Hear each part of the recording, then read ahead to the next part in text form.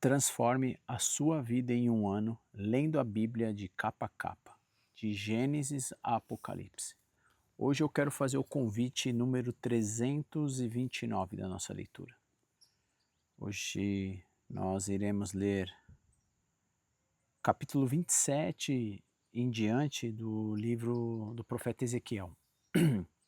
E se você por algum momento perdeu algum dia de leitura desses 329 dias, você fica comigo aqui até o final. Eu vou te dar então acesso a todos esses 329 dias e também o dia da leitura anterior. Nós já explicamos, ou algumas vezes eu já trouxe um pouco da introdução ou do contexto do livro de Ezequiel, né? Um livro de um profeta extenso, né? São 48 capítulos, a gente já está aí passando da metade, né? E Ezequiel basicamente está ali na época do exílio babilônico, e o povo realmente de Judá, o povo de Israel, eles estão, Deus concede, né, que o rei da Babilônia vá e realmente invada e destrua até o templo, enfim, por desobediência, paganismo. O povo esqueceu de Deus, né? O povo abandonou o Pai, né? O povo foi então, recebeu as consequências daquilo que eles mesmos plantaram, vamos dizer assim. Então, capítulo 27 vai dizer assim, o próprio Ezequiel, ele vai falar: recebi esta mensagem do Senhor. Filho do homem, entoe cântico, um cântico fúnebre para Tiro.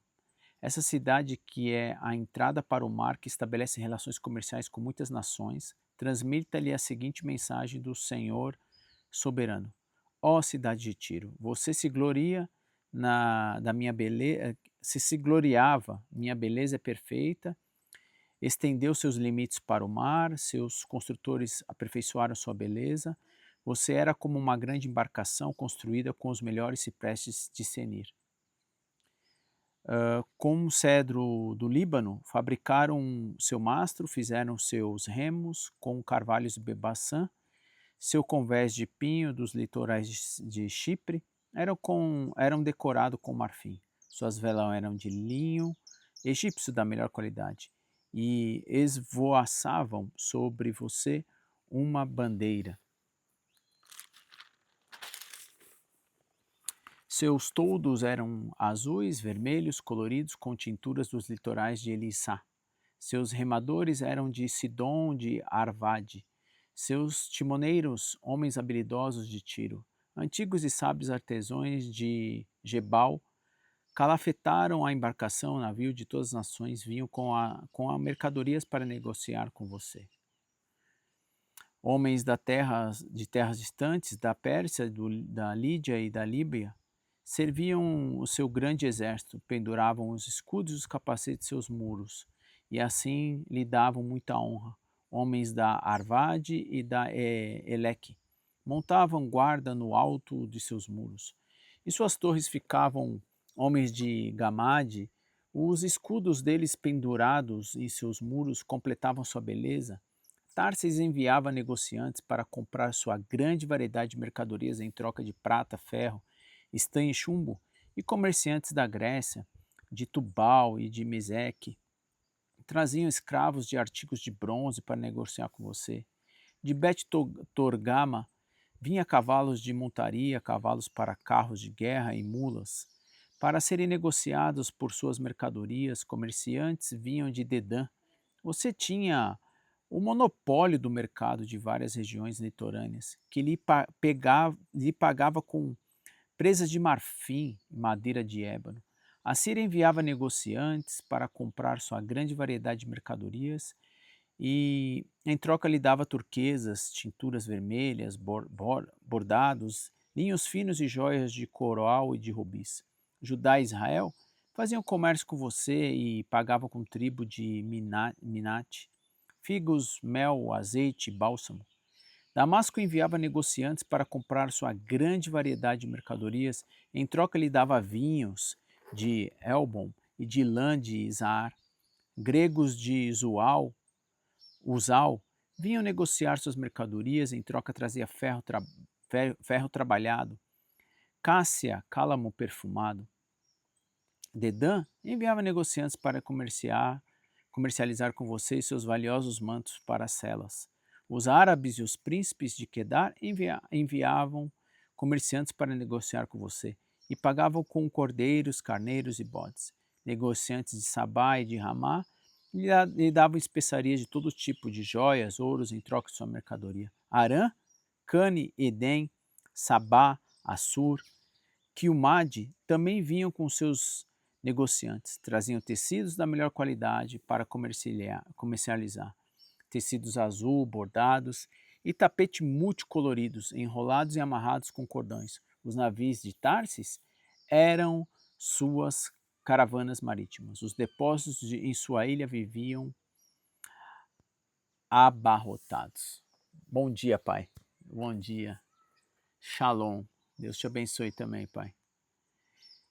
Bom, dá para ver aqui, né, o quão eram abençoados, ou quão era poderosa, né, Tiro. O quão todas as coisas, né, em direção a eles eram abençoados, né, eram cheio de várias nações entregando a eles ali tudo que tinha de bom e do melhor, né. E o que acontece, né, com a destruição de Tiro? Aí ele continua, mas veja, seus remadores a levaram para águas tempestuosas. Um poderoso vento do leste a despedaçou no coração do mar. Tudo se perdeu. Riquezas e mercadorias, marinheiros e pilotos, construtores de navio, negociantes e guerreiros. No dia de sua ruína, todos a bordo afundaram até as suas profundezas do mar. Suas cidades no litoral tremem. Seus pilotos gritam de pavor. Todos os remadores abandonam os navios. Os marinheiros e os pilotos ficam na praia. Gritam por você e choram amargamente. Jogam pó sobre a cabeça e enrolam em cinzas. Por sua causa, raspam a cabeça e vestem de pano de saco. Choram com amargura, angústia e profunda lamentação. Enquanto lamentam e choram por você, entoam este triste cântico fúnebre. Acaso houve alguma cidade como Tiro que agora está em silêncio no fundo do mar? As mercadorias que você negociava pelos mares satisfaziam os desejos de muitas nações, reis e nos confins da terra. Se enriqueceram com seu comércio e agora você é um navio naufragado e quebrado no fundo do mar. Suas mercadorias e seus tripulantes afundaram com você.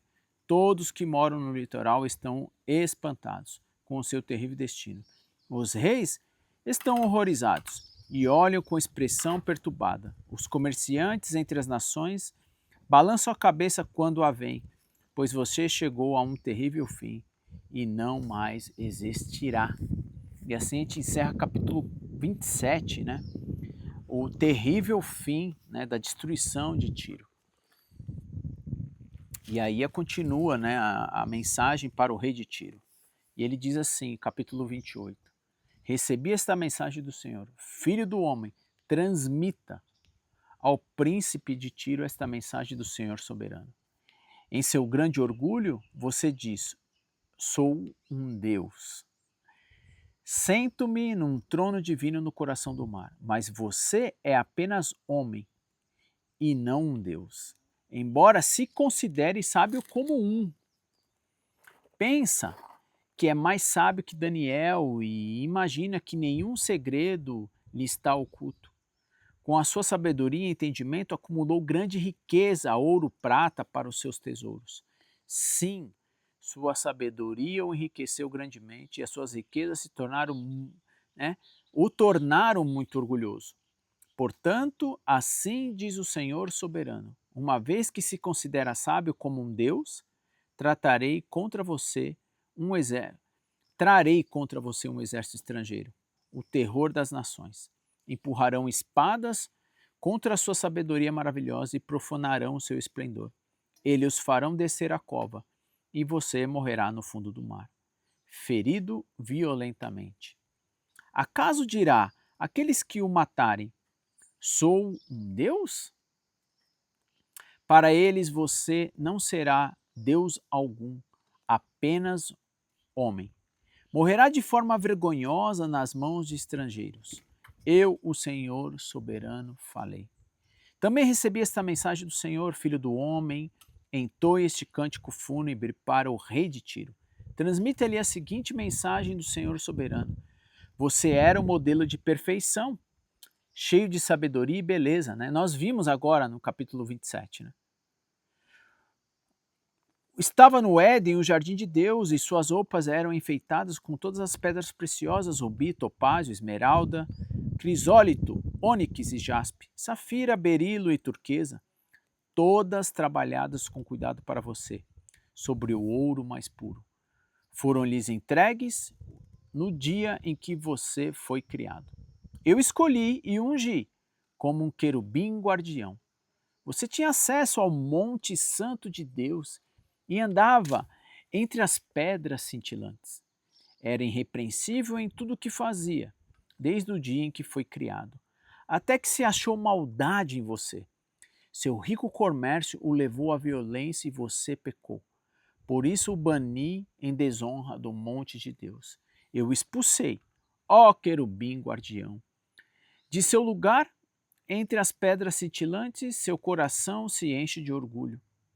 Por causa de sua beleza, sua sabedoria se corrompeu. Por causa de seu esplendor, por isso eu o atirei à terra. E o expus ao olhar dos reis.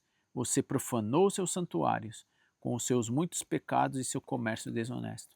Por isso fiz sair de dentro de você um fogo que consumiu. Reduzi-o a cinzas no chão, à vista de todos que observavam. Todos os que conhecia estão horrorizados com seu destino. Você chegou a um terrível fim e não mais existirá. E é interessante, né, irmãos? Assim, Deus é que concede tudo a todos, né? Em algum momento, você se torna tão grandioso por conquistar tantas coisas, inclusive pessoas, nações que o servem, que nós esquecemos, né, de que foi Deus que nos deu, né, todas essas habilidades que nós vamos nos desenvolvendo. Nós esquecemos e nos achamos como tal, né? E a gente pode fazer essa mesma, trazer isso para os dias de hoje, né? Muitas vezes agimos assim, até com pouco, né, do que a gente conquista, nós achamos que foi com as nossas próprias forças, nossos próprios entendimentos. Nós esquecemos da onde nós vimos, esquecemos quem nos criou, né? Se achamos autossuficiente, né?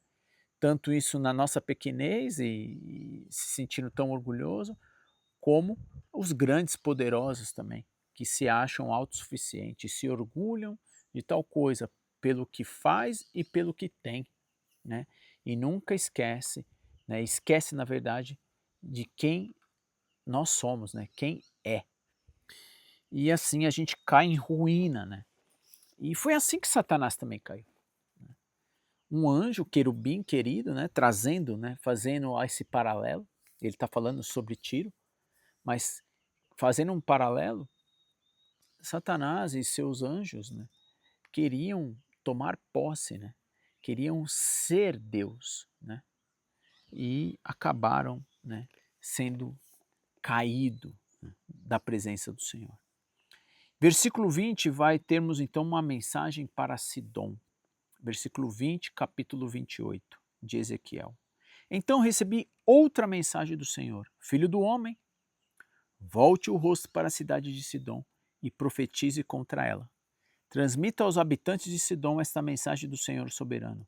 Ó Sidom, sou o seu inimigo e revelei a minha glória naquilo que lhe fizer. Quando eu trouxer julgamento sobre você e revelar minha santidade em seu meio, todos que observam saberão que eu sou o Senhor. Enviarei uma peste contra você, e o sangue correrá em suas ruas. O ataque virá de todos os lados. Seus habitantes morrerão pela espada e ficarão estendidos no meio da cidade. Então todos saberão que eu sou o Senhor. Os vizinhos zombadores de Israel deixarão de feri-lo e rasgá-lo como roseiras silvestres e espinhos, pois eles saberão que eu sou o Senhor soberano. Assim diz o Senhor soberano: o povo de Israel voltará a viver em sua própria terra, e a terra que dei ao meu servo Jacó, pois eu os reunirei das terras distantes aonde espalhei, e diante das nações do mundo revelarei a minha santidade no meio de meu povo. Eles viverão em segurança em Israel, construirão casas e plantarão vinhedos. E quando eu castigar as nações vizinhas que os trataram com desprezo, eles saberão que eu sou o Senhor, seu Deus. Ou seja, sempre há remanescentes. Sempre há remanescentes que Deus vai trazer ao seu convívio, né? E vai inclusive punir aqueles que zombaram, né, da desgraça alheia, né? E como eu trouxe nas leituras anteriores, né, falei na leitura anterior, pessoas ficam felizes em ver você passando, né, por dificuldade. Olha que terrível é o coração, né? O sentimento do ser humano. Então agora a gente encerra a leitura lendo o capítulo 29, nesses 21 versículos adiante, né, a seguir, uma mensagem para o Egito. Em 7 de janeiro, no 10º ano do exílio do rei Joaquim, recebi esta mensagem do Senhor: Filho do homem, volte o rosto para o Egito e profetize contra o faraó, rei do Egito, e todo o seu povo. Transmita-lhe esta mensagem do Senhor soberano: Sou seu inimigo, ó faraó, rei do Egito.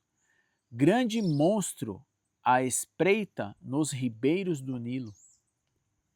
Pois você disse: o rio Nilo é meu. Eu fiz para mim. Porei anzóis em seu queixo e arrastarei para a terra firme, com peixes presos às suas escamas. Abandonarei no deserto para morrerem você e todos os peixes de seu rio. Ficará em campo aberto sem ser enterrado, pois o entreguei como alimento aos animais selvagens e às aves. Todo o povo do Egito saberá que eu sou o Senhor, pois para Israel você foi apenas um bordão de juncos. Quando Israel o usou como apoio, você rachou e lhe feriu o ombro. Quando ele colocou sobre você o peso, você desmoronou e fez machucar as costas. Portanto, assim diz o Senhor soberano: trarei a espada contra você, ó Egito, e destruirei tanto pessoas como animais. A terra do Egito ficará seca e desolada, e os egípcios saberão que eu sou o Senhor. Porque você diz: o rio Nilo é meu, e eu o fiz. Agora sou seu inimigo de seu rio. Tornarei a terra do Egito completamente seca e desolada, desde Migdol até Assuã, e até o sul nas fronteiras com a Etiópia. Durante 40 anos ninguém habitará e nem passará por ali, nem pessoas nem animais. Farei do Egito uma nação desolada, cercada por outras nações desoladas.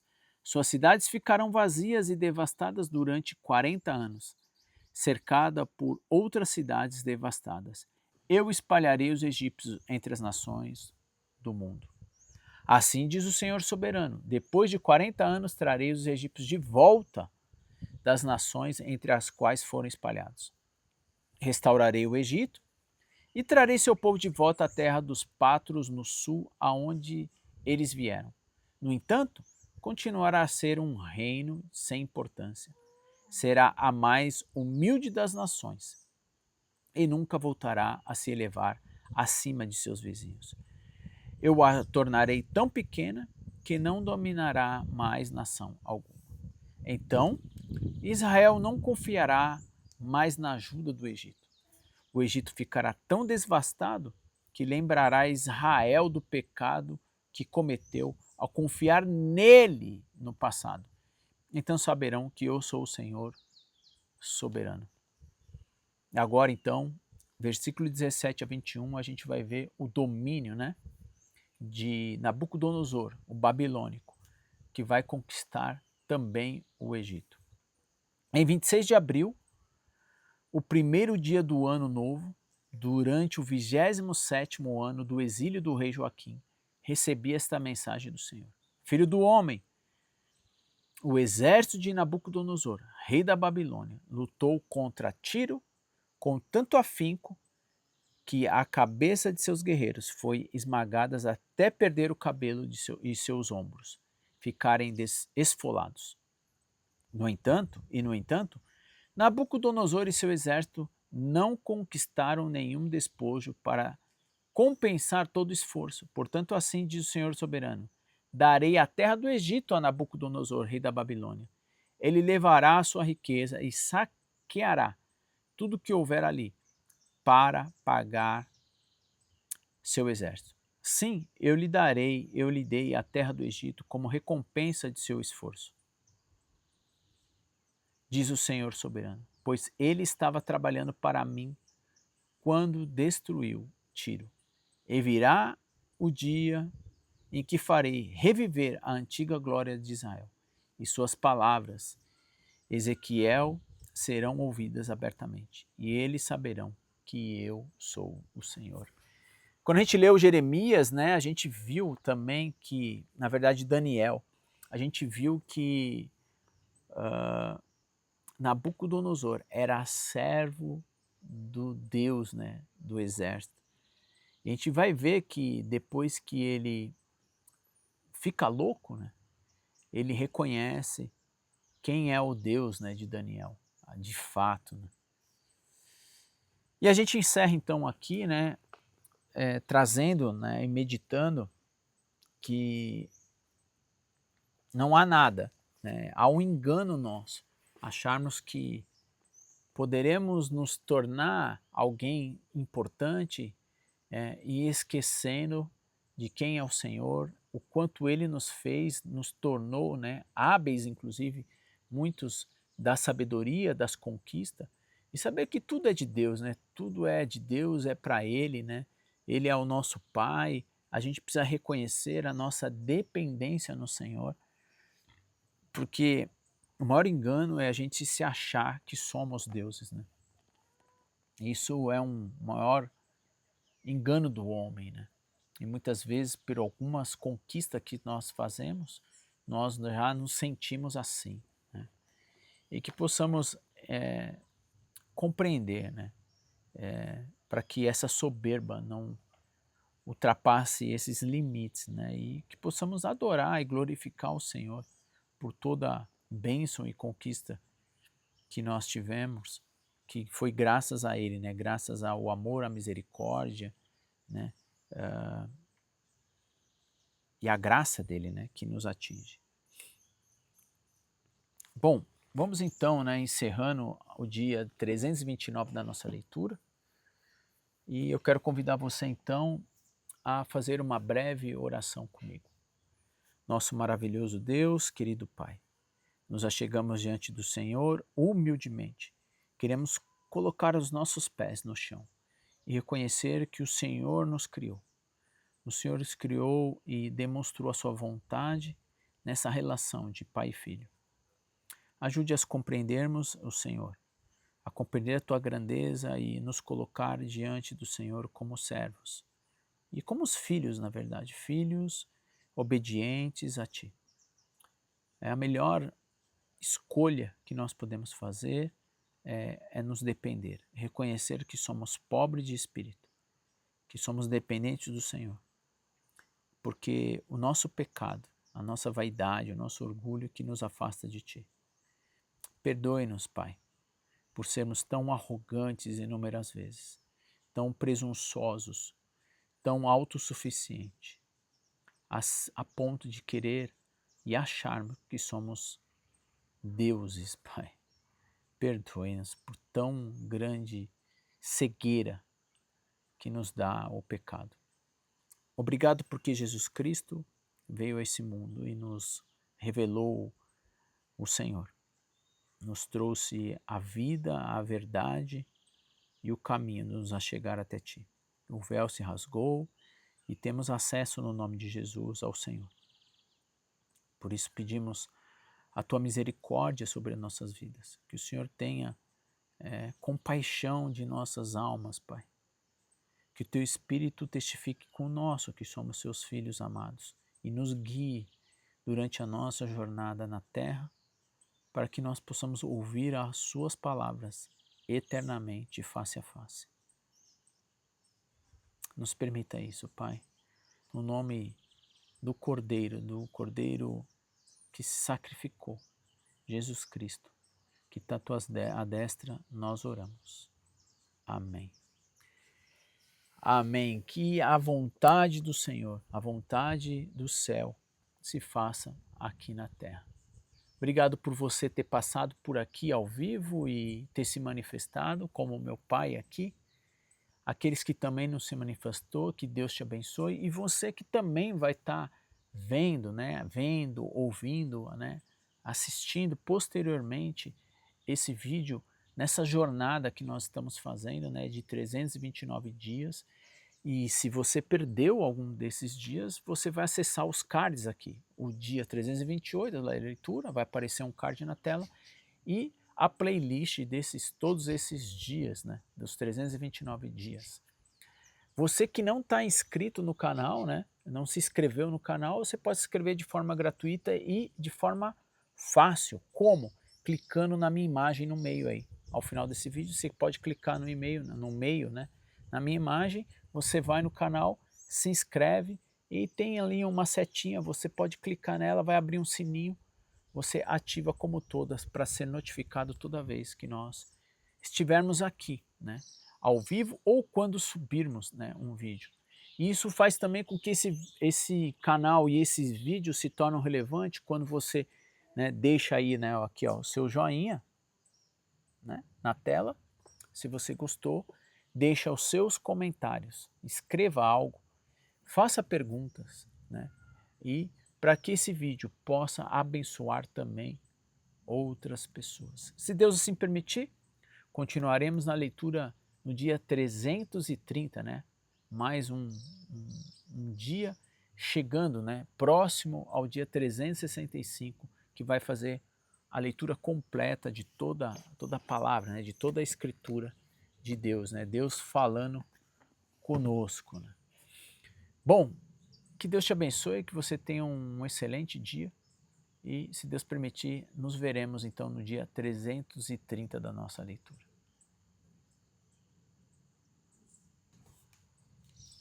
Obrigado, Senhor.